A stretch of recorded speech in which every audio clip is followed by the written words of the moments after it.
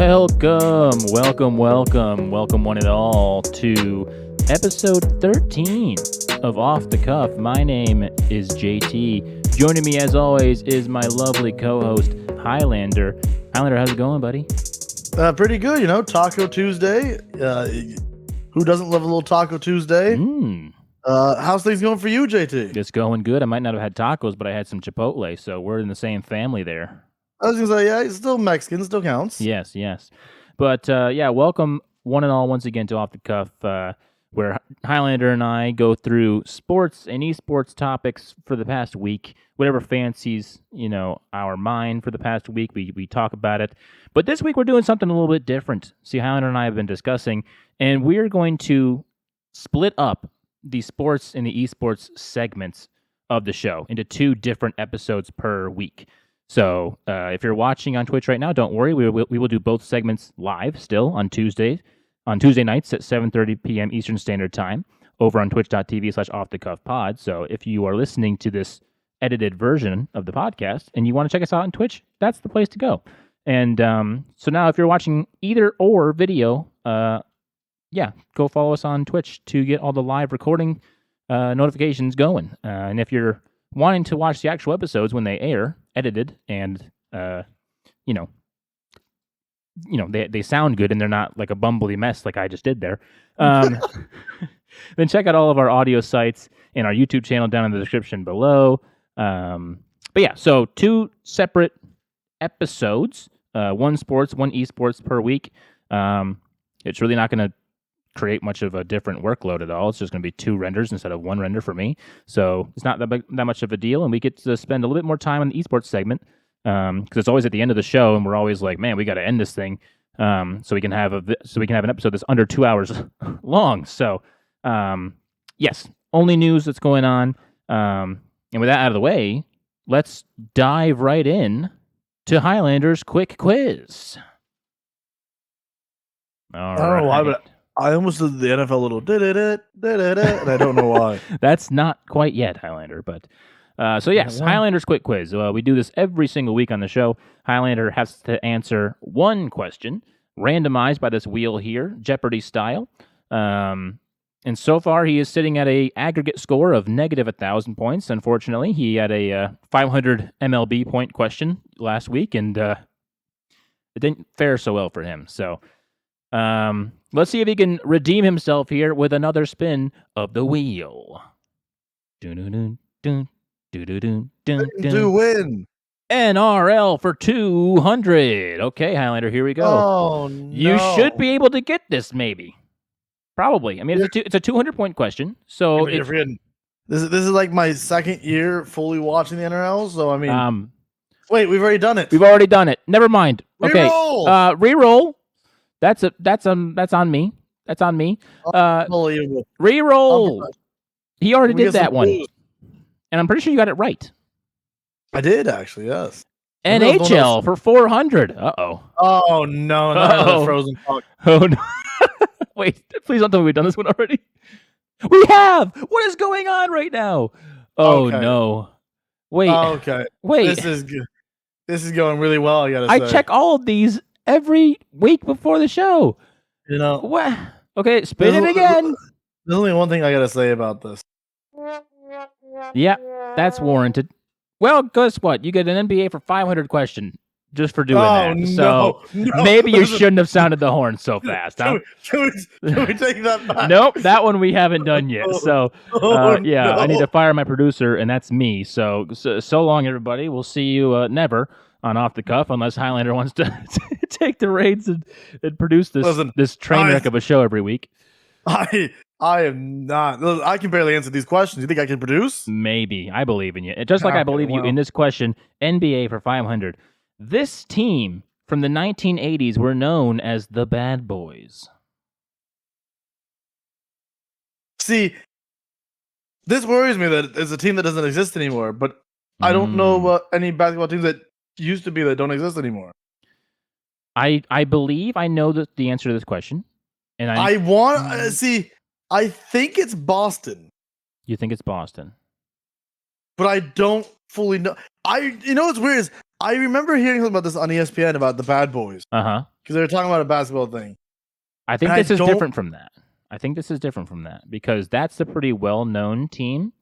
Yeah, I think that's this is the a little bit problem. less of a well-known team. But this is That's- your question. So Yeah, see, that's my problem is I feel like Boston is the too obvious of a question or an answer here. maybe.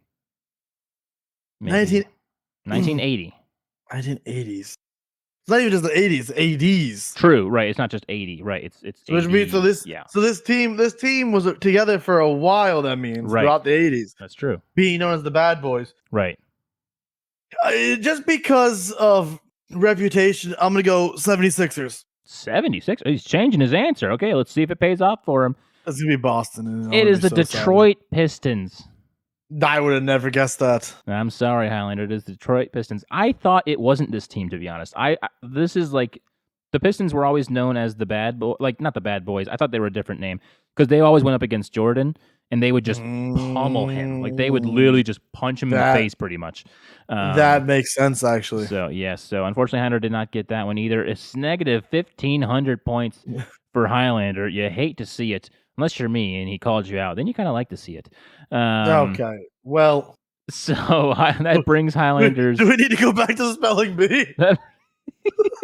No, they didn't know. They don't know what that is. So you're just spouting off nonsense. Highlander is 4-5 for questions now. He's on a bit of a losing streak, unfortunately, as his dogs fight in the background there. So he is 500 points for, and he is unfortunately now 2,000 points missed out on. So unfortunate. Maybe the next season of this should just be general, just general questions, just general trivia. How about that? Or should I stick with the sports theme? That's a good question. I don't know. I've been thinking about season 2, and apparently at the rate that I'm not crossing things off the wheel, we're going to be done with season 1 pretty soon. But yeah, I feel like, have I gotten any NFL questions? Let me look. I feel like I haven't really gotten any NFL. So I mean, at this rate, all the ending is going to be NFL. You got an NFL for 100. Okay. Yeah. I feel like that's the ones where I'm going to at least get things right. So you know what? If I save those for last in a way, I won't be mad about it. Yes, you have answered 9 questions. Which, is that correct? Didn't I just say something different? You're 4 for 5. So yeah. Never mind. We're good. Okay. Anyway. Fantastic. All right. So with that out of the way, let's tackle some NFL news. Highlander, anything on your count? There's really not much. There's no new updates on Hopkins or Cook. Weirdly enough. I thought by now they'd be signed to a team immediately. Right. But, as you can tell, there must be some heavy negotiations going on. It's something. I mean, I feel like if the Ravens didn't take OBJ, the Ravens would be like going in on Hopkins. But because of that, I think that's the reason why they didn't go for him. Right. I know he had a meeting with the Patriots. I'm guessing that must have not have gone well because there's no way the Patriots would let that man walk out of the building if they liked him. True. Which is really strange because I'd be doing everything I could to try to help Mac Jones. Like, I think the Patriots are at a point right now where they don't know if Mac Jones is their guy. Yeah. I feel like they need the test to see if Mac Jones is that guy. So you have to give him a good receiver. You have to. Right. Oh, for sure. Yeah. You're doing him a disservice if you don't give him weapons to throw. I mean, this is my off-the-cuff rant that I always do all the time. Is that too many teams get these young quarterbacks, and because they struggle the first couple of years, they just get rid of them. Right. These coaches need to learn to be patient, build around that quarterback, help them out. Like, look at the quarterbacks that have gotten helped out. Mahomes. Yeah. Hurts. Even Trevor Lawrence. They started building on Trevor Lawrence a little bit. Right. Like how he's doing. Yeah. Joe Burrow. Like, there's Josh Allen to a degree. Josh Allen. I mean, I feel like the Bills haven't helped him completely. He could have more help, but yeah. Yes. I feel like they've been lacking in getting him other targets than Diggs. Right. And I feel like sooner or later that's going to hurt them completely. I mean, as of right now, they might not even have Diggs.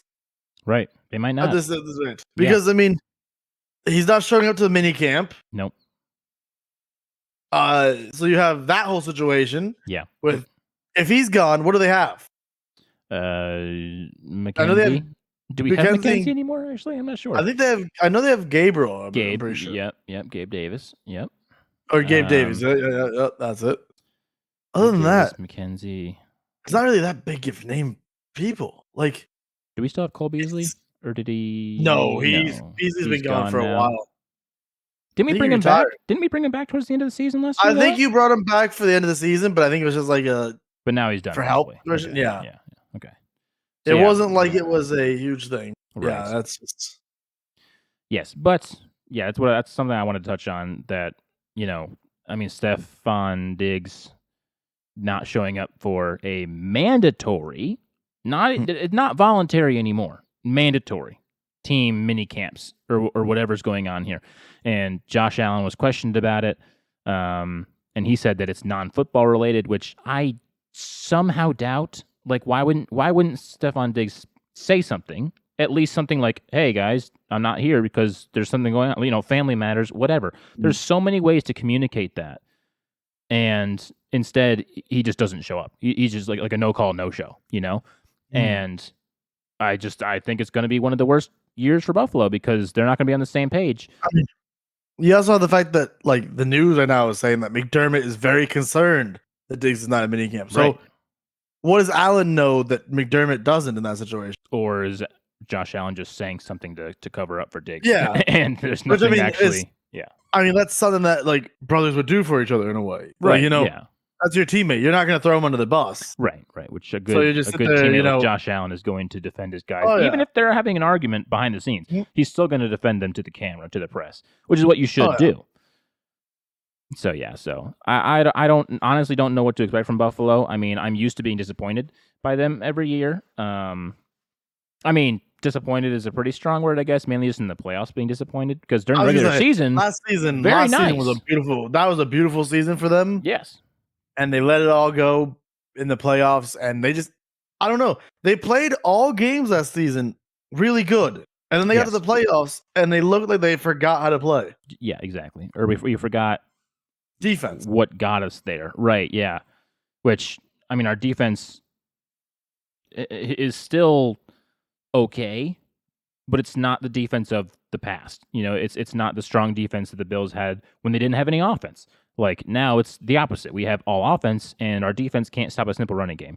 And like, I know running game versus passing game is a lot different, and we have the safeties and the cornerbacks to defend against the pass, but that doesn't do anything for you when you're allowing 8 yards per rushing, per rush. That's not doing anything for you because now you're putting more bodies towards the middle of the zone, and now wide receivers are open, tight ends are open, running backs are streaking up the field. Like, let's be honest here, that AFC East division is not easy anymore. No, not at all. Like, I mean, for the longest time, it was always New England when Brady was there.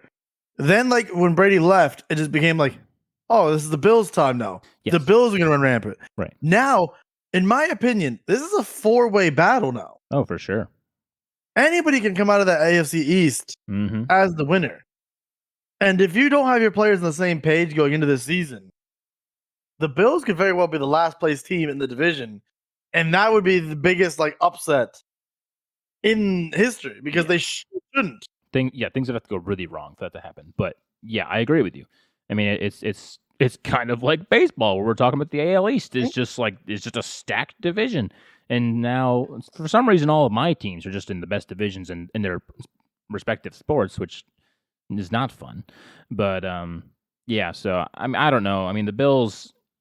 I hate to say it. I mean, if we have another season like we had, I honestly kind of fear for Sean McDermott's coaching job. I mean, honestly, I mean, at the rate that front managers, GMs are so happy in other sports to get rid of coaches left, right, and center when they're. You want a coach to succeed in the playoffs, and if he's not succeeding in the playoffs, you got to get rid of him. You got to cut ties. Yeah. Even though I love Sean McDermott, I mean, I've loved what he's done for the Bills since he's come in, but he would get another coaching job somewhere else. Exactly. Yeah, you just fear for his coaching job if the Bills have another year like they did last year. So anyway. And yeah, once the coach changes, that could hurt Allen. That can hurt the whole team. Especially because Josh Allen's contract thing should be coming up very soon. Right. And switching to the coaches, before you know it, the coach could go, oh, maybe it's Allen's the problem. Then now you have some crazy thing that happens where Allen's out of Buffalo. Now Buffalo's in a rebuilding stage for the next 10 years. Like, it's just one of those things where once you start doing coaching changes, it can go down a very, very bad path. For sure. I don't see that happening. Even if we did get a new coach for some reason, I still think most of the coaches in the NBA, they probably realize that Josh Allen is the face of the franchise and that he's not going anywhere. In the NBA, you say? Did I say NBA? NFL. You did. You did. Like, you're like me with baseball. You're jumping. Literally, yeah. Jumping the gun. Jumping the basketball. Jumping the gun.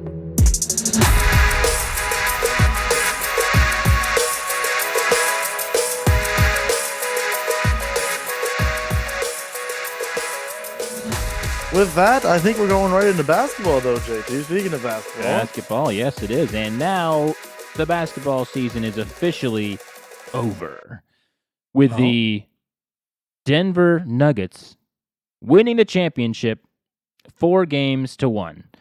And I got to tell you, when we were talking about this last week, we were saying how Miami has a little bit of life in them. They could really surprise us here if they play good at home. And they did not. Both games over 15 points, almost 15 points loss. Both games at their home building. So I don't know what to tell you, honestly. I mean, Jimmy Butler can't do it all. I was kind of, even though Bam was the series leader for the Heat, I was kind of not impressed with him that much. I mean, I don't know. I mean, it's hard, though, because comparing Bam to Jokic, the MVP, by the way, is like night and day. I mean, Nikola averaged 30, 14, and 7.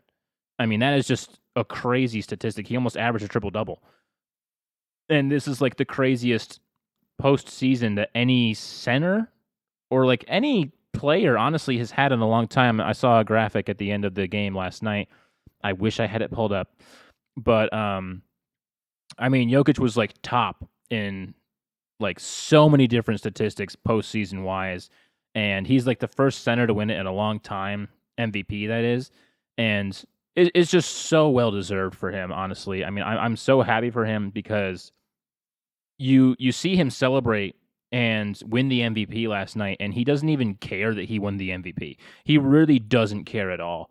I mean, he's happy, obviously, but he literally grabbed the MVP trophy, posed for it for a little bit, sat it down, and I didn't see him pick it up the entirety of the remainder of the broadcast. Not for pictures, not for anything. He had his daughter in his hands, and he was praising his teammates the entire time.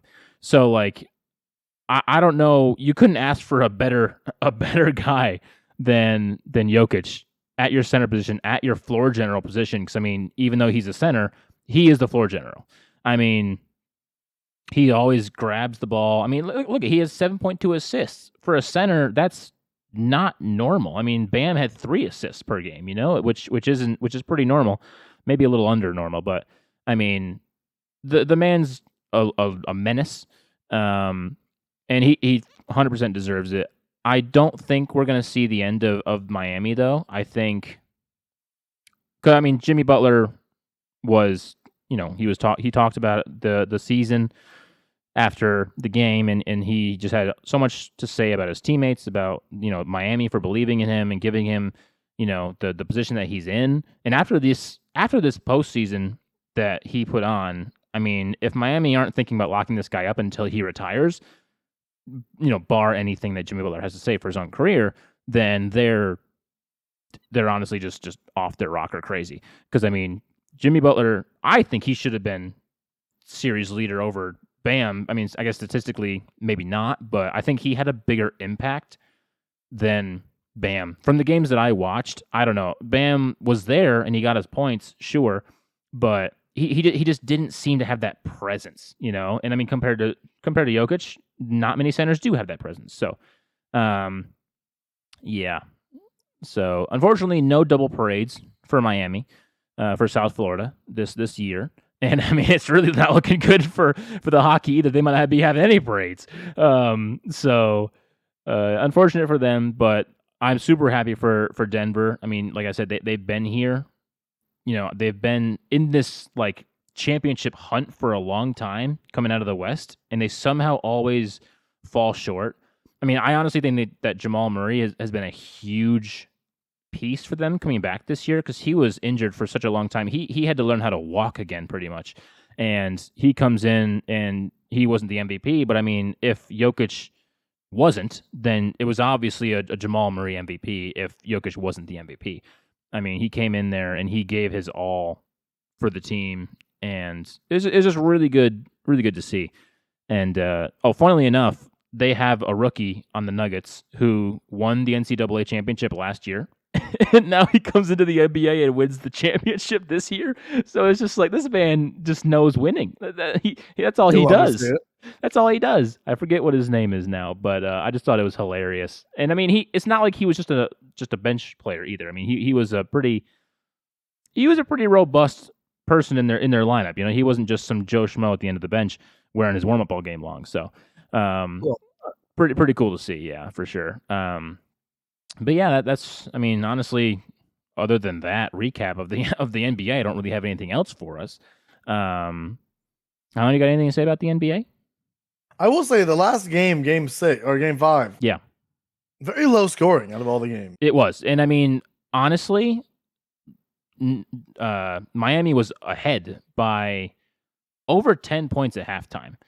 I mean, they got outscored by 12, I think. In the second half, I'm pretty sure it was like 50-38. I'm pretty sure I remember that. Yeah, so I mean, they had it.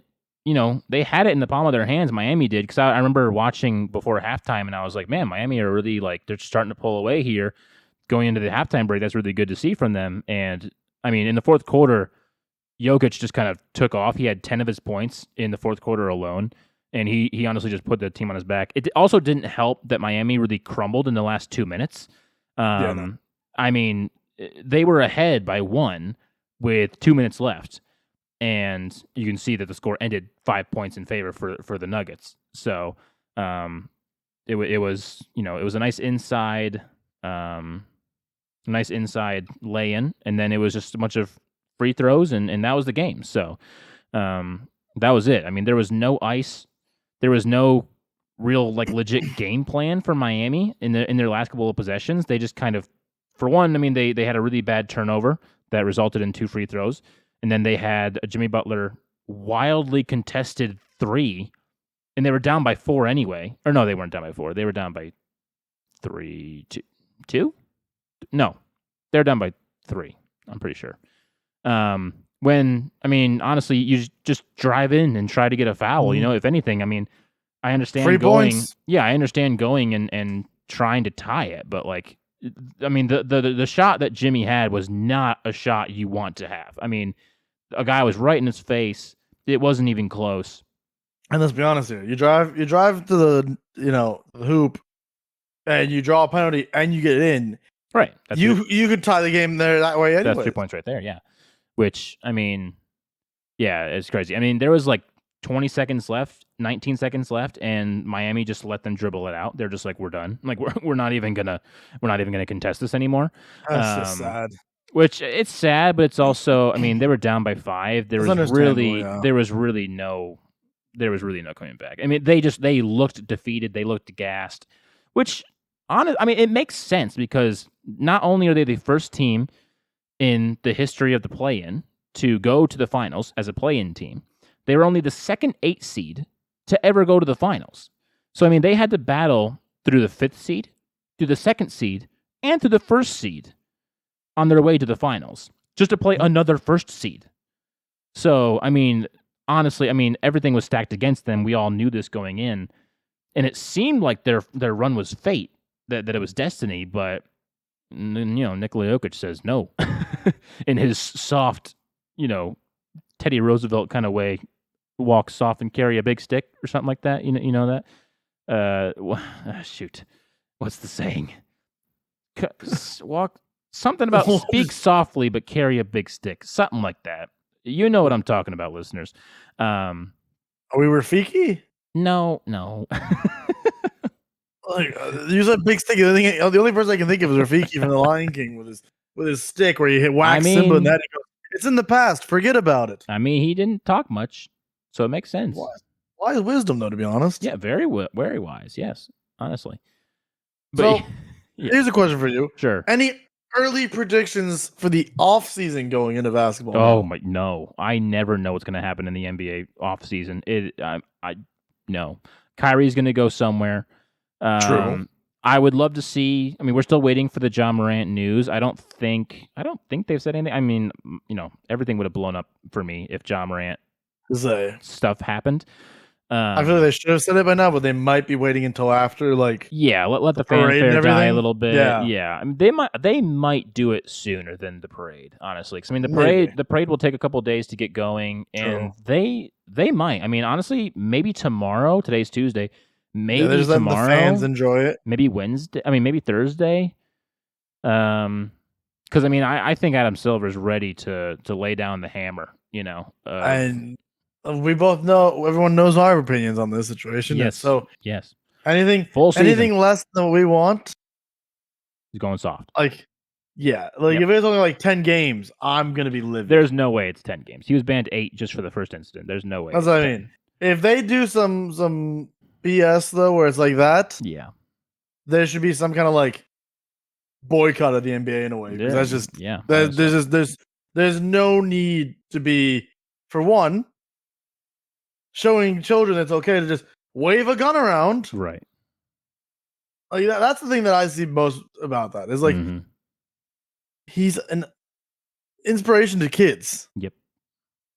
Kids follow him on these social media platforms. Yep. Yeah, I'm pretty sure that was the main point that Adam Silver had to make to him. When they had their initial conversation, I'm pretty sure that's the main point that he really wanted to drive home with Ja, is that there are kids who look up to you and you are a role model. And so, but yeah, our thoughts aside about John Morant, you all know him. And so excited to see. Hopefully next week we'll have some news for you about John Morant's status. And about any other things going on.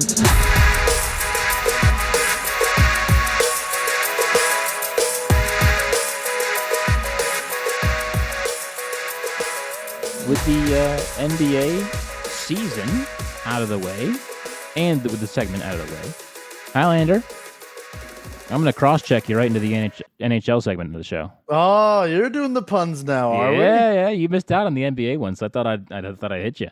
Little cross check. I felt like legal. I would. Not illegal. That's illegal. No, I'm. It's legal. No. That's 2 in the bin. The ref didn't see it. Okay, no rugby. No. Now I'm doing NRL things. It's not even a bin. It's called. How'd you know it is called the sin bin in hockey? No, it's not.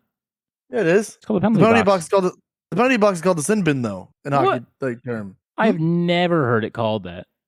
Oh yeah, they've said it a couple times. Yeah, they're 2 in the sin bin. They must be rugby fans. No, I think hockey and rugby just share that same terminology. Okay, well, that's the only thing they share. But just like basketball, I very soon I think we'll be coming to an end of hockey news. Yes. As Vegas Golden Knights have a 3-1 series lead against the Florida Panthers. They came back one time already. Game 5. You know what? That's the thing. Is as much as I like to say this series is done and over with, I gotta look back at this first series between the best team in hockey this season. They were down the same amount, and they came back to win 4-3. Right. If they could do it against one number 1 team, they could do it against another. And I just want to point out, if they somehow come back and beat Vegas, they would have beaten 3 number 1 seeded teams in this playoffs. Mm-hmm. Because they took down Boston and they took down Carolina. This is their hardest one, though, so far. Right. But it's interesting to see, even though the Panthers will be without, well, possibly, we don't know yet, but it's seeming like they might be without Matthew Tkachuk, their star player. Yep. Which would hurt them a lot. But yeah, that game happens. Actually, it should be happening as we speak. It should be starting, to be honest. This game. So it's one of those situations where game 5, we'll see if. But here's the thing that's really scary about this is Vegas is the home team. Can Florida survive the Vegas crowd? Mm-hmm. Especially when so far both games that they played in Vegas, they lost 7-2 and 5-2. So in Vegas, they haven't had a good run. But again, all it takes is some puck luck, some good bounces, and I mean, Florida wins this game. It could turn a weird tide going back to Florida. And then if they get to game 7, I mean, if they somehow make this game go to game 7, I think Vegas starts to panic because they look at what happened to Boston. Right, exactly. And they start going, oh no, we're about to be memed. Yeah. Because it's bad enough that Boston has been memed a bit about that. Yeah. And I mean, it's crazy because you said it with the Miami Heat. I mean, when you look at this, wild card team 2, that means the Panthers were the last team decided here. Mm-hmm. And somehow they have this miraculous run all the way to here. Right. But is Vegas the Denver Nuggets to the Florida Panthers? That's the true question. I mean, so far, though, the 2 games in Florida were close. Mm-hmm. So, yeah, hopefully, again, it's another close game. I rather enjoy the closer games more than blowouts. Yeah. This 5-2 and 7-2 games are kind of like, I don't know. At one point, you just get bored and it's whatever. Mm-hmm. When it gets to those games, it's like 3-2 in overtime or 3-2 finish, comes down to the final second, which I have to point out, they were so close to tying game 4 that it was saved by a toe. So basically, Aiden Hill was on the ground, and the puck came to the front of the net, and one of the Panthers got shot, and it hit Buddy's toe, and just stayed out. That's nuts. Otherwise, that's in. It's a tie game. They're going to overtime, and who knows what happens if they go to overtime coming back from that, because they were down 3-1 in that game. Right. Actually, they were down 3-0 in that game. And they came back to make it 3-2. So Florida Panthers show that they have fight. It's just, do they have the fight to, have the comeback? At this point, it is deep in the playoffs. I don't know if they have the same fight they had against Boston. Right. But at the same time, this is for everything. You got, like, at this point, you throw your body on the line. It doesn't matter how you're feeling. This could be your once and only time of being in the finals. Mm-hmm. So yeah, we'll be making sure to see how that series ends. And yeah, that's basically all the hockey news. It's gonna be weird when we have NFL, basketball, and hockey all done. Just all done, yeah. I didn't think that through. We might have to move those to the end of the program, to the end of the show, because there's nothing to talk about. So I was gonna say, if there's any news on them, then we bring it up. If not, MLB is gonna be leading off. Leading off at well, that's the show. That's I like the pun there. Thank you.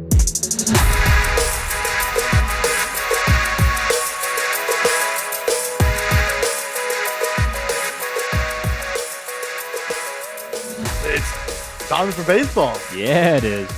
And baseball time. And big news? Not really. Honestly, not that much of big news. I mean, we're obviously going to go through the standings as we always do. Figure out what's going on with the baseball. But first, before we do any of that, we've got some MVP rankings to go through. I like that. To where we've got the AL MVP rankings, top 5 by the experts. You got Shohei Ohtani here, number 1. That's obvious. Not surprised. You got Aaron Judge here, number 2. Also not surprising, but if he wants to win MVP, he's going to need to stay healthy for the majority of the season because he hasn't been the healthiest. So he's actually out right now. Third, Wander Franco from who else? The Rays. We knew there'd be a Rays guy in there somewhere. Marcus Semien for the Rangers, the second hottest team in all of baseball, pretty much. And then we've got your man, Bo Bichette for Toronto. Look at that. He made it. Love that. He made it. Is he going to win? Probably not, but you never know. Listen, it's a long season. A man can dream. So, that's the AL MVP. Honestly, I probably think Shohei probably takes it. Shohei. I mean, all day. We're not going to see a man this talented for like the next 100 years, probably. Unless Shohei gets injured. Right. And then I think he's going to be a Rays player. Yep. I mean, I'm still waiting to hear if they're going to trade him or not, which... I have heard that there's some there's some rumors. Boston is one of the rumored places. Yeah, him going back. Was he on Boston at one point? No. But he was. Mm-mm. Who am I thinking of on Boston that kind of had like the same name? I know there was a Boston player that had a similar name to him. Yeah. It's been so long, and baseball's hard to keep track of because players swap around. There are so much. Yeah, and I mean, I feel like I know who you're talking about, but I can't remember the name of him to save my life. He was a relief pitcher, I'm pretty sure. Yeah. Because I think he had Ohtani as his last name.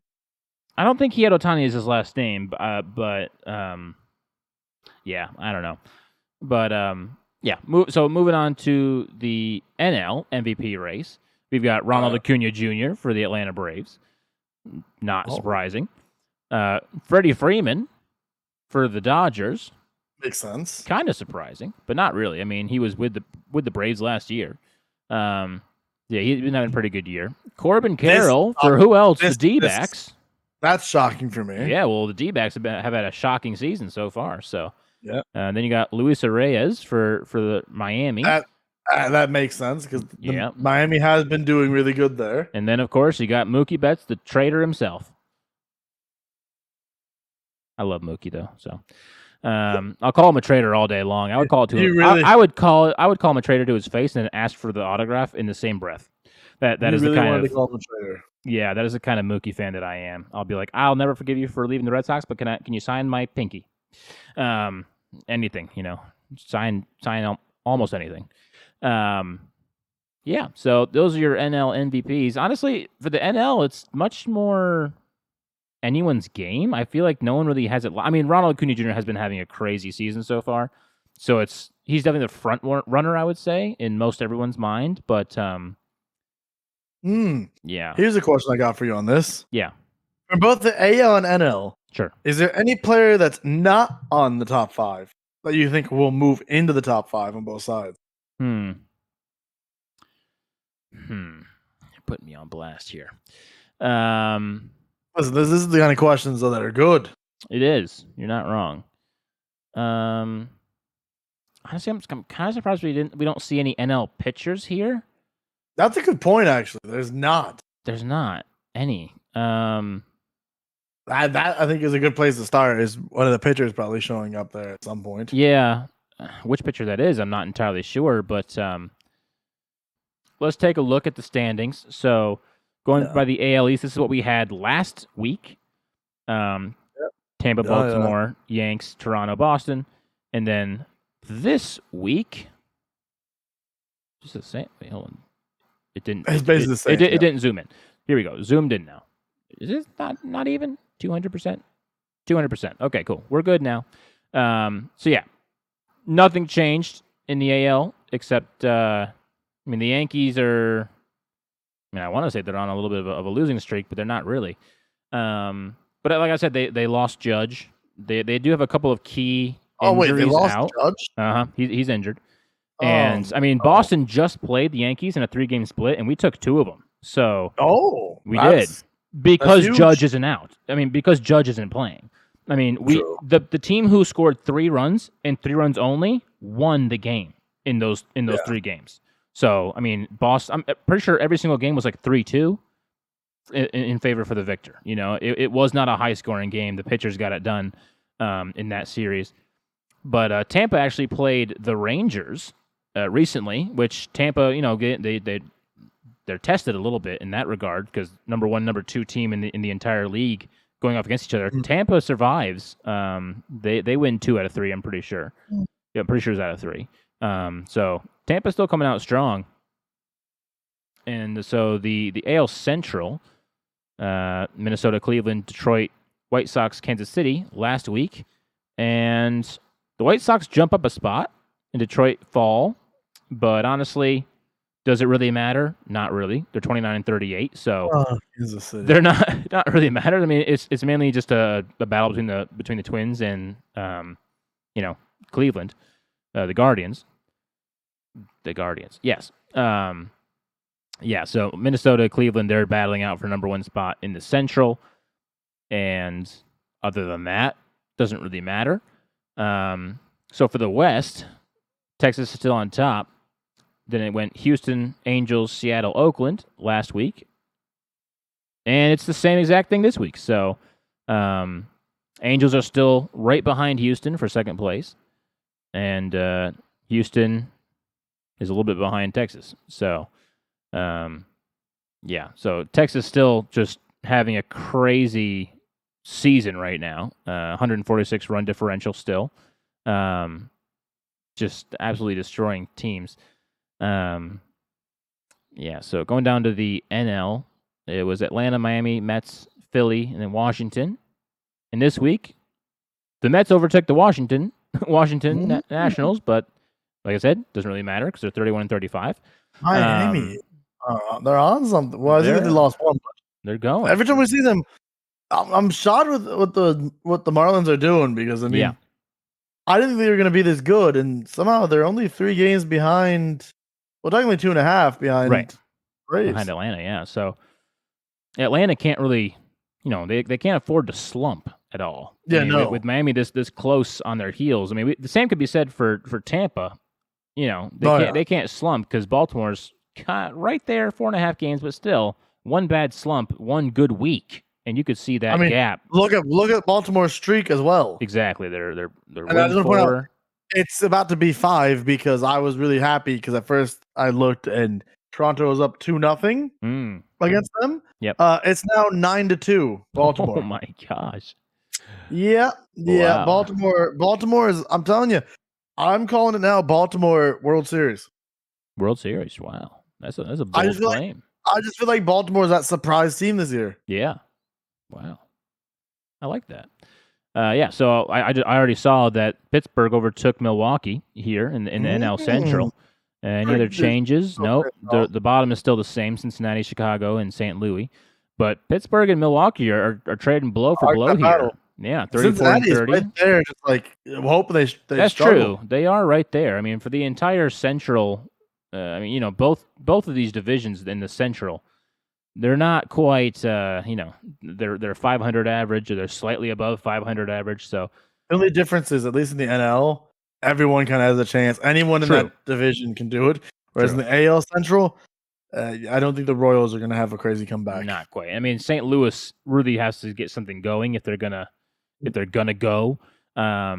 They might be kind of gone at this point in time of the season. But so taking a look down here, NL West now. This division still changed. Nothing's changed. I mean, this is the division that surprises me the most. Arizona hasn't lost since last week. I'll tell you that though. They're on a 6-game win streak. Arizona. You know what? We could be getting ourselves a Baltimore-Arizona World Series. That'd be exciting. I would like that. But I mean, looking at this, I don't think. Oh no, Arizona did overtake or should have overtook the Braves for the number 1 spot in the National League. So let's go look at that now by league and see. Yeah, Arizona overtook Atlanta. They are great. 1 game ahead of Atlanta as of right now. It's wild. And then for the American League, you got Tampa, then Baltimore, then Rangers. Rangers and Baltimore with the same exact record. Then the Yankees. So still looking pretty similar here for the American League. Yeah, so Toronto moved ahead of Boston here. That wasn't always the case. By a couple of teams as well. By a couple of teams, right? 1, 2, 3, 4, 5, 6. Boston. Yeah. It's really sad seeing Top 6. Boston not doing what they used to do. Yeah. Because like when I was younger, I remember you would always see it was always Yankees and Boston on top. Boston. Yep, it was always that, and it was always us meeting in the playoffs, and that'd be the most exciting series to watch of the entire postseason. Yankees Boston, and what's the worst that you've seen Boston do in your like lifetime? I'm just curious. It's got to be the year after the 20. It's either the year after the 2013 victory or the 2018 victory. Probably the 2018 victory, actually, now that I think about it, because we were the most dominant team in Major League Baseball history. We won it all in 2018, and then the very next year, the same guys who had just done it for us, I'm pretty sure we finished bottom of the league. I'm pretty sure we finished, not the league, but, we finished bottom of our division. It was not, and that was the ultimate reason why Mookie left, and, so I think for me, probably recency bias as well, that hurt more because we were so dominant the year prior. Well, 2019, you weren't that bad. Were we not that bad? You were 84 and 78 that year in 2019. Oh. Where were we on the American League? Were we... Can I see that? Maybe not. You were third in the East. Oh, okay. That year. Because it was Yankees, Rays, Red Sox, Blue Jays. So maybe the year after the 2013 one was the worst, like on paper. Or I guess that'd be 2014. 2014. It won't even let me look at 2014. MLB that must have been a very bad sports data is a temporary unavailable. Try reloading this page and check back later. Yeah. So in 2014, after the Red Sox won it all, they went 71 and 91. Dead last in the AL East. Oh. So that's surprisingly enough, the Orioles were on top that year. Oh wow, that's wild. And the Rays were second to wow. They were, yeah. So the Red Sox, I guess on paper, the 2014 season was the worst I've seen in a long time. Because I mean, we've definitely had our slumps. The Red Sox haven't been a team who have always just been there time and time and time again. We get hot one year and we win it all, and then we kind of slump, and that's kind of how the Red Sox are. And then one year out of nowhere we figure it out, and we have some sort of crazy run. Which I mean, I'll be honest with the way that Boston handled their off season this past season and coming in, I'm still surprised that we're doing as well as we are. And I mean, we're dead last in the East, but we're still right below 500, which I honestly thought we'd be like 10 games below 500 at this point, if not worse, because we just had the worst offseason I've ever seen from losing guys, all of those standpoints. So I'm proud of the Red Sox for playing as well as they have so far. Doesn't mean that we're good. I mean, we're okay. We can hit the ball, and so that's good, but we can't really pitch to save our lives. So it's kind of where we're at. So yeah, that's really all I have for the Major League Baseball segments.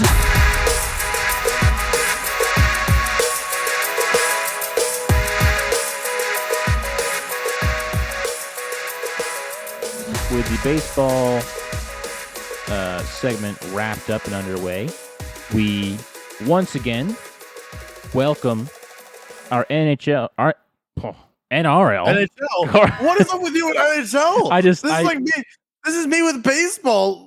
I don't want it to be over. Apparently, let's welcome with a rousing applause. Someone get the soundboard ready. Regal. Hey, what's apparently I'm an NHL guy now. There it is. Yeah. Give us all your hot takes on the NHL right now, Regal. Go. Yep. Florida is cracked. That's all I got. Really? They're gonna lose, probably. I don't know. They are cracked. They are down 1-0 right now, so I mean, it's Oh, not as yep. good start. Well, There you go. maybe they should get good then. How about that? Well, You're not wrong, honestly. Hey, Florida, Listen, you heard it here first from Regal. Get good. Oh, well, it's 2-0 now. Oh, well, Okay. Well, they didn't take his See- advice. No, here's what they should have done: pull your team out and come back as an expansion team. You'll get a free championship. Oh, there you go. Max. That is how hockey works, to be honest. Yes. It's about the extent of the knowledge that I have. Mm-hmm. Well, with Regal here, let's talk about rugby, I guess. Bleh. Man, But, give up we his don't have as to. well. We don't have to? We What? can talk about anything else. We can talk What? about how was your day today, JT? Can we draw a picture together? Can we Psych, do I that? don't care. Oh. So last week's game. Wow! Wow. Wow! He just set you up for like so much hope, and then just took it away from you.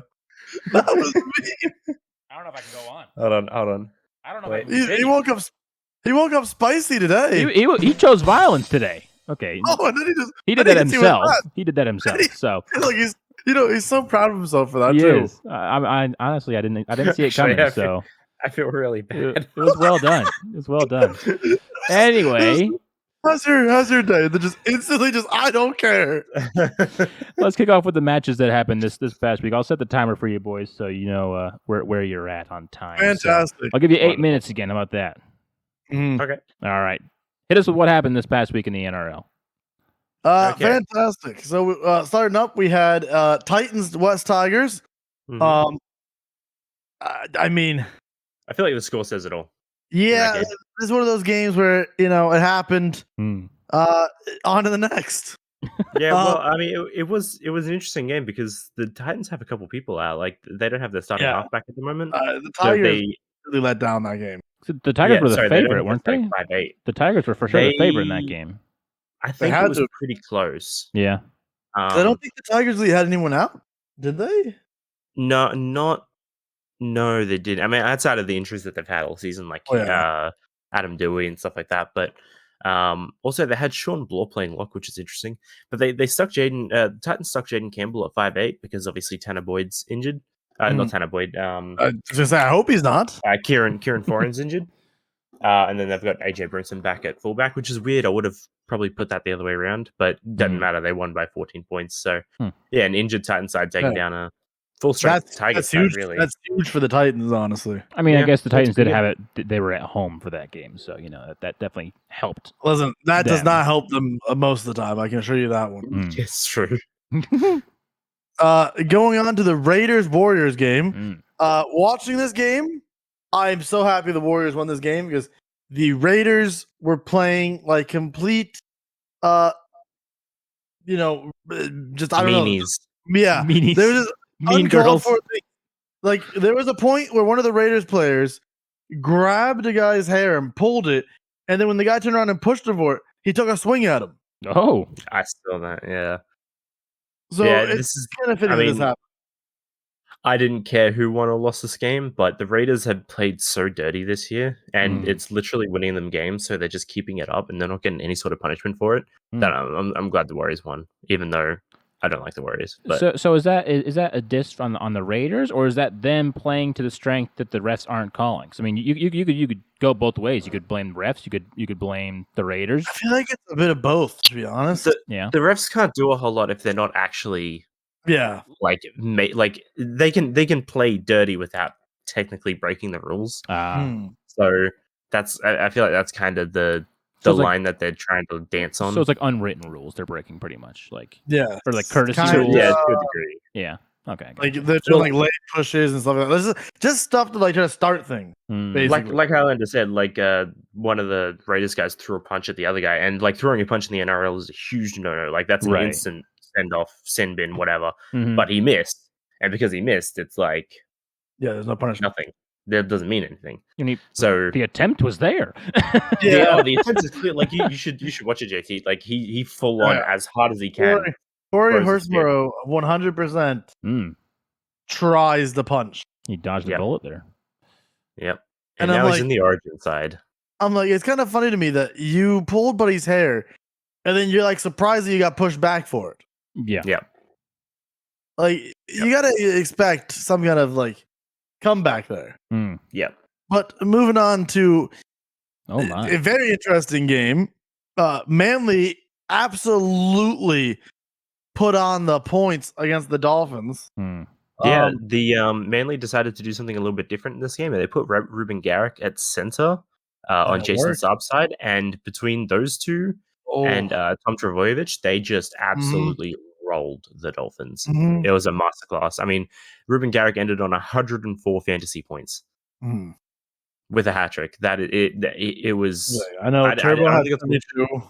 Yep. It was a good game all around. Even Cooler actually had 2 tries in that game. So not surprised. Yeah, it was just kind of a masterclass by Manly, and it's good to see them kind of coming back into form. You pre-jumped the gun there on that one. Yeah, I did a little bit. It's fine. This game was just atrocious, to say the least. I mean, it was a Dragons team who made a lot of mistakes that were beating a not full Bunnies team. Yeah, almost choked it in the final 3 minutes. A team that was out there starting fullback, a couple of their starting front rowers. They had Campbell Graham back. That was really the only loss that they had. Yeah, I was going to point out, by the way, JT, in just for preference here, in the final 3 minutes, it was 36-16. Oh my! Yep. The Bunnies had a chance to tie that game in the last 30 seconds. It was a beautiful last 10 minutes of that game, especially if you're a Bunnies fan. But yeah, I mean, the Dragons shouldn't be happy with this result. It was pathetic by them. It really showed that a full Bunnies team, this doesn't happen. A full Bunnies team, this is another 58-18 Dolphins. Yeah, wow. Yeah, that's what it showed. Honestly, this game, I will say this is a good game. Should not have been this close. I agree, should not have been this close, but that final try by Adam Reynolds was just beautiful.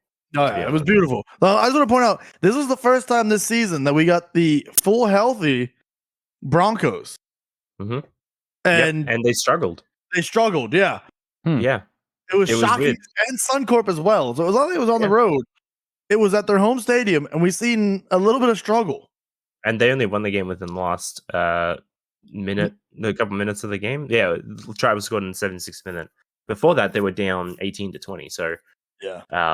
If it wasn't for Ezra Mem getting that line break and then Adam Reynolds following it up, and it was just a beautiful flick pass. People are going to be talking about that for a long time. Oh, yeah. It's just one of those things where I was shocked to see the full strength Broncos struggle. I thought this game was going to be the 58-18 kind of game with no problems. Seeing that being as close as it was really shocked me.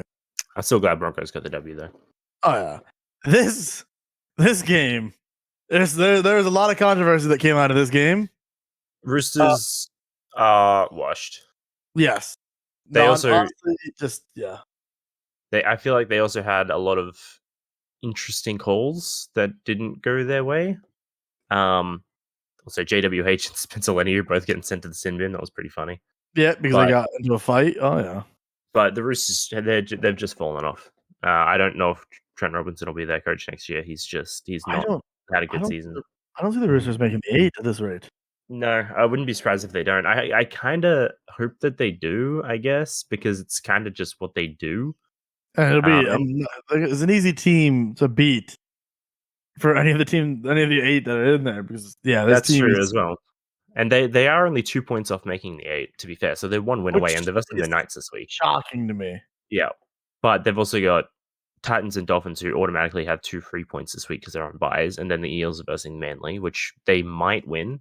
And if they do, they're just going to be in the exact same spot they're already in. So now I know Regal and I watched this game together, and we learned a fun little fact about this game. JT, what's that? So the Sharks, who are as of right now, I want to say they were like 3rd or 4th on the ladder, 5th against top 8 teams. They are now officially 0-6. Oh wow! Yep. They have not beaten a top 8 team. All their losses are from top 8 teams. Yes. Yep. Wow. Which is not a good thing. No. Yeah. When you're in the top 8 and you can't get a win against one of the big guys, especially, I just want to point out, this Melbourne team that destroyed them is the same team that lost to the Cowboys a couple weeks ago in a blowout fashion. Right. Yeah. This is embarrassing for the Sharks. The Sharks really dropped the ball, and Harry Grant had an absolute masterclass against them. That's what this game was. Oh yeah, he was easily MVP. I mean, there's no one on the Sharks to even blame. It was everybody. Yep. A lot of people have been attacking Nico Hines, and I disagree with it. I disagree as well. I was a team effort. He didn't have the best game, sure, but it was not his fault. So what are you gonna do when buddy on the other side of the field is dropping the ball, knocking it on here, knocking it on there? Yep. You can't blame Hines for that. What can Hines do? Yep. When you're playing defense for most of the game, there's not really much you can do at that point. Yep. I mean, that was just atrocious. Yep. And then final game, Bulldogs just aren't having the year, and Clint Gutherson had an amazing game against them. That's really what that game was. Not much more to it. Bulldogs need to step it up if they're going to try and make the 8 this year, but I don't think they're going to. It was a huge win for the Eels, though, trying to make the 8. But huge win. Yeah. The Eels are one of those teams as well that I don't know if they are going to be able to have a big push in the final. What is it? 12 games. They're ninth at the moment. We were ninth. Yeah. I mean, we were two buys as well. So we were just like 15th a couple weeks ago, and we somehow skyrocket to ninth. So anything's possible. Yep. Yeah. I just don't know. I want to see the stats for the Eels against top 8 teams. I feel like they're pretty good because I mean the plus minus for the Eels is 74, which I mean that's better than most of the teams in the 8. You know, I mean, but I feel like the Eels have also only really played the downside teams so far. Right. I don't know if they've played any of the top. Like, have they played Penrith yet this season? They did. We beat them. That's it. They beat them week 2. Mm-hmm. But then we played them lost again. to Melbourne by 4 points. They lost to the Sharks by 4 points. They lost mainly by 4 points. They lost to the Raiders. They beat the Panthers by 1 point. They lost to Roosters by 8 points. They beat the Bunnies without Latrell. Right. Yeah. They beat the Tigers by 6 points. A lot of really close games. Yeah. I feel like it's going to come down to a very crazy finish as we're getting closer to the end here. Like, for instance, looking at this, I think Cowboys could actually win this game against Penrith. In a crazy way, I could see it. You're crazy. Just because Cleary, well, they don't have Nathan Cleary. Oh. Well, to be fair, they didn't have Nathan Cleary last week against the Roosters, and they put up 30 points against them. It is the Roosters, though. I mean, that team has been beating themselves all season. It's true, and it is a home game for the Cowboys. I don't know. I think you don't have Luai either. I just realized for this week. I mean, it's not a huge loss to be fair. Losing Cleary and Luai though, and Crichton, and Tato. Yeah. Actually, now that I keep adding up more stuff, I think this is a Cowboys win. Yeah, there's a good chance actually. To be fair, I keep forgetting about Origin. Yep. And when I put that together, I gotta go with Knights on this game. I mean, Roosters could do it, but again, with Origin, I just don't think I can. I haven't had a look at this Roosters team. The Knights obviously full strength. They don't really have anybody out. They got Hastings and Gamble in the halves. They got Ponga at fullback. Manu's playing fullback for the Roosters, which I thought was interesting. They got Sandon Smith playing halfback for the Roosters. Never mind. Yeah, Knights win. Yeah, that's the only reason. It's crazy because so many people had the Roosters in like the top 4. It's such a weird before the season started, and the Roosters are just. It doesn't on paper. This team should be a top 5 team. No, Highlander, we're looking over the obvious thing. They've got Jared Rea-Hargreaves. He's just going to knock out 5 of the guys, get sent off, and then the Roosters will win. It's fine. Yeah, you know what? Fair point. This game right here is the game of the week for me. It's got to be. I can agree with that, yeah. Eels Manly, especially because without Turbo and actually... Oh, wait, they don't have Moses, though, either. Ooh. Nope. This game is actually even. Yeah, no DC, no Moses, no Dylan Brown, no Turbo. There was talk that Moses was saying that he reckons Clint Gutherson was going to play 7. That's not the case. They've brought in. They put Ryan Madison at 5'8". They put a forward at 5'8". What are they doing? You know what? Manly. I'm giving it to Manly at that point. Yeah. No. Josh Yeah. Schuster is going to show them up, and that's going to be embarrassing. Actually, Ruben Garrick is still Manly as well. So you know what? As long as Garrick is there, I have confidence in Manly. Yeah, I think it's still it is kind of even, but I would favor it towards Manly a little bit. Yeah, After, just because I feel like there is a lot more veteran stars on the Sea Eagles for this. Yeah. Origin just really messes up a lot of things. Yeah, we'll talk about that in a minute. Storm, I think, takes this one. If Storm play the way they did last week. Yeah, like we're putting Jonah Pezzett in at 6, and he's proven himself to be pretty good this year. We are out Harry Grant, which sucks, but Yeah, but we're also out Eli Katoa because he's is injured. it? We're out I think Jake Coates for Olam is Origin. coming back this week at least as well. He's on the reserve, so he might be back this week. We'll wait and see. But yeah, we're out Monster, which we've got a good replacement. We're out Welsh. He doesn't really do anything anyway.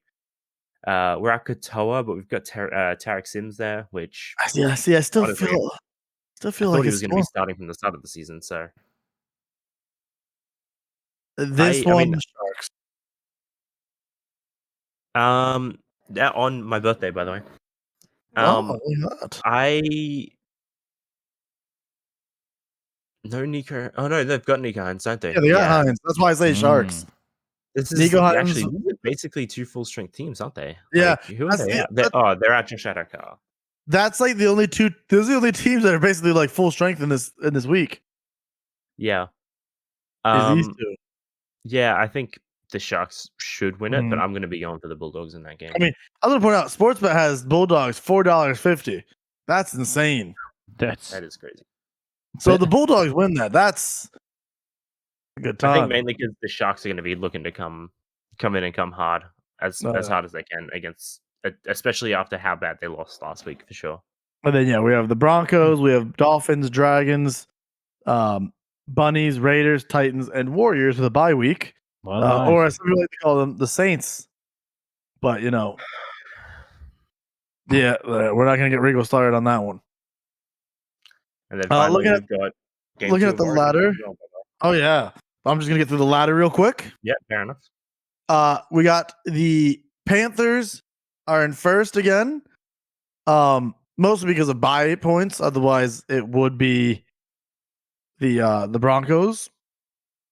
Storm are in third. Bunnies move down to fourth. Sharks drop down to fifth. Warriors move up to sixth. Raiders drop down to seventh, and Manly moves back to eighth.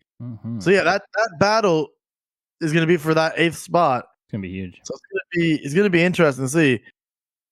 I mean, plus really, I'd say all of those teams that are on 16 and 18 points are fighting for that 8th spot. Yeah, that's the crazy thing. And I mean, the Titans 4, 5, 6, 7. That's 8 teams. Crazy for me to see this, but I can see the Raiders dropping out and the Titans moving in. Just because the Titans have been playing really good this season, and it's shocking me. Yeah, it's bound to happen eventually. And then as of right now, the Dragons are last place. Not surprised. By this week, and then the Tigers are versing Melbourne, so I think they probably gained that 16th this week, which is a shame because I mean, actually, they might jump all the way up to 14th. No, not 14th, 15th. Nope. Yeah, 15th. If the Bulldogs lose. Yeah. If Cowboys win, that's actually Cowboys are back in it with a win. I just want to point out. Fighting for the 8 at least, yeah. Like that's insane to me that with one win, the Cowboys are back into the competition. Yeah. They'll still be 2 points behind at least the Dolphins and the Titans, but they'll get a leg up over possibly the Eels and the Roosters, maybe just one of them, maybe neither of them. I will say, I'm excited to see the Bunnies once Origin is done and everyone's back to being healthy and see that final push. Yep. Because as of right now, I mean, just like curious out of you, Regal, anything that you, from seeing the season so far, do you think the Panthers will finish first? I think with the Broncos still having, like, this is their first bye of the year. They've still got 2 more. Yeah. So that's still 6 free points that they've got coming their way. Sure, the Bunnies and the Panthers. Yeah, and the Panthers only have 1 more. So I think they've got a harder fight against them, given they're tied for points. And given I think they'll lose this week, I think Broncos finish first on the ladder. No. But How Broncos far could do you also think drop the off. Panthers drop? Is the better question. I don't think they drop further than third. Yeah, I can agree with that. For the remainder of the season, that you're saying? Yeah. But by the end of the season, I Gotcha. think they'll be in top 3. Which I want to point out, because Regal and I did like prediction things for the season before the season started, we only had, I think we had the Broncos losing like 1 game or like 2 games, but we had like the most losses being 2. We got 12 rounds left, and we're already at 4 losses, the most losses. Mm-hmm. Yeah. Like this season is one of those things where I'm starting to like the NRL because it's starting to become more competitive, well-rounded. Yeah. Yeah. It's more even this year than it has been the last couple of years for sure. But yes, now as Regal wanted to get to, we are getting close to the wonderful game 2 of Origin. Yes. What do the Blues got to do, Regal, in order to tie this up? Not suck. Well, you heard it here first. I don't look. Look, I don't look. Okay, we've got Latrell back, Mm-hmm. which assuming he stays because he has been injured the last couple of weeks, so he might end up getting dropped. But we've got Latrell back over Crichton, which obviously Crichton and Toto have that chemistry, but Latrell's just, and he's got the X factor to him. He's just a better player. Yeah. So I think our backline looks a lot better, except when you get to a halfback and 5'8".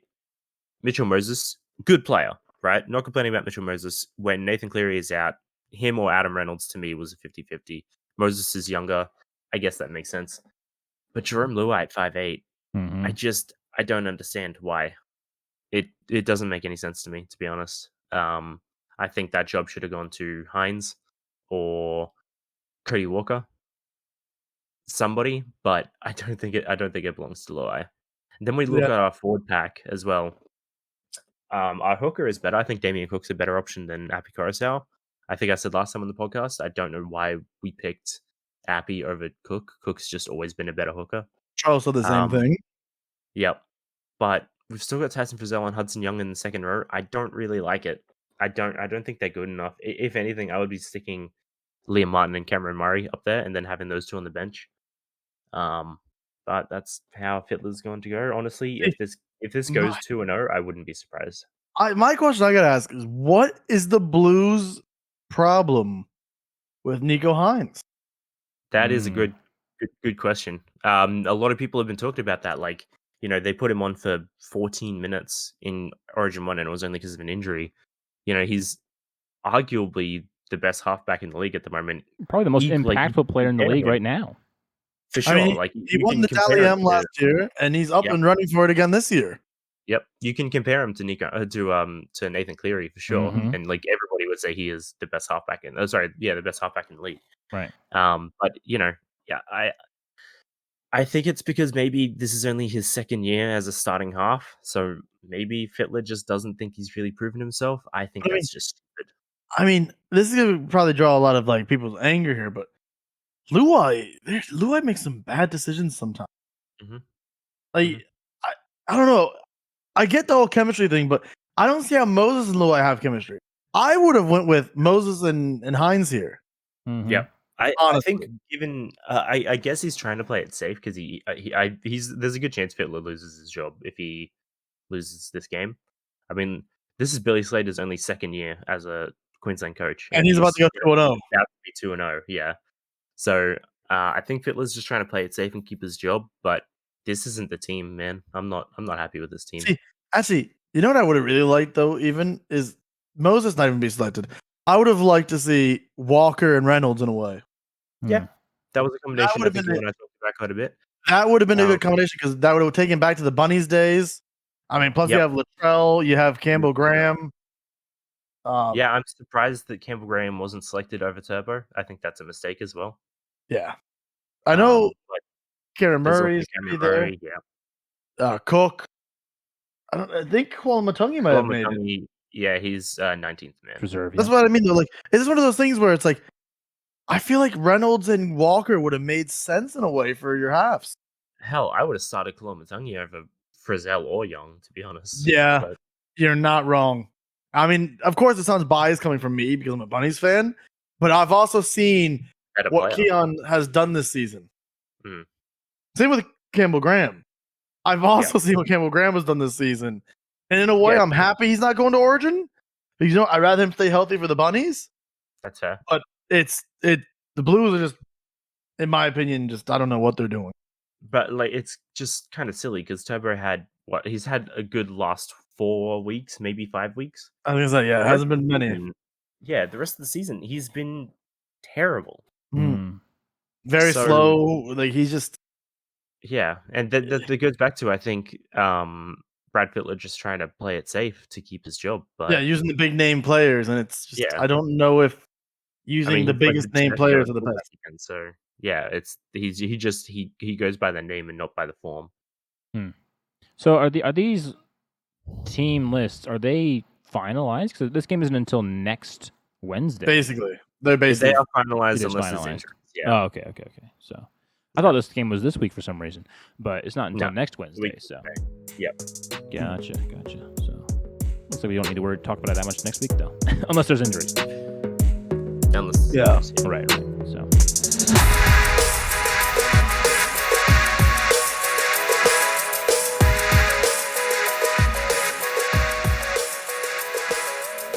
Thank you all so much for watching this episode of the sports rendition of Off the Cuff.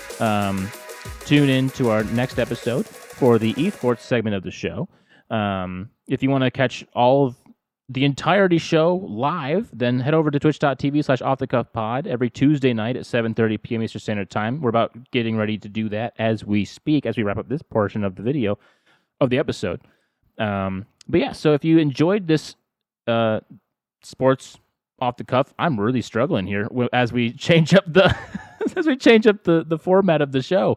If you've enjoyed it, then make sure you go down and hit the like button, hit the subscribe button, do whatever it is you have to do to get us in your subscriber feed, your mention feed, your notification feed. Do whatever you got to do to get notified that we're going live. So, without further ado, until next week for the sports rendition of Off the Cuff, we'll see you.